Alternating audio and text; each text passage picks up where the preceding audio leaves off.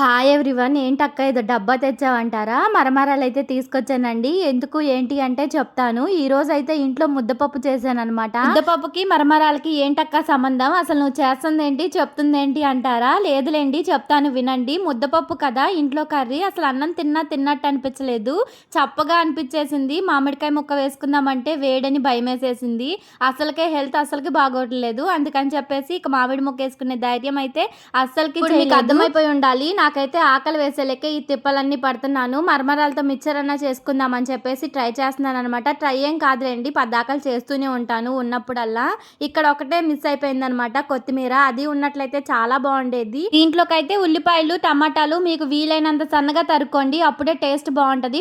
పెద్దగా తరిగామంటే అసలుకి బాగోదు. స్టార్టింగ్లో నేను చేసేటప్పుడు పెద్దగా తరిగేలేకే మా హస్బెండ్ అయితే మామూలుగా తిట్టలేదనమాట.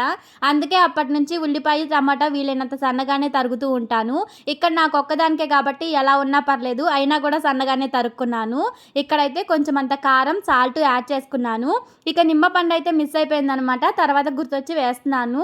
అసలు నిమ్మకాయ పిండుకొని తింటే ఉంటుంది, చాలా అంటే చాలా బాగుంటుంది. ఇక బయట చేసేటట్టుగా ఆ మసాలాలు ఈ మసాలాలు అన్నీ వేయనండి. ఇంట్లో ఉన్న వాటితోనే సింపుల్గా ఇలా ట్రై చేసేస్తాను. చాలా టేస్టీగా ఉంటుంది. ఇలా చేసినా కూడా కొంచెం అన్ని మరమరాలు యాడ్ చేసుకున్నాను.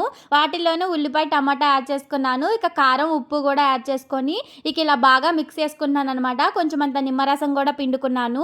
ఉంటే కొత్తిమీర యాడ్ చేసుకుంటాను, లేకపోతే లేదు.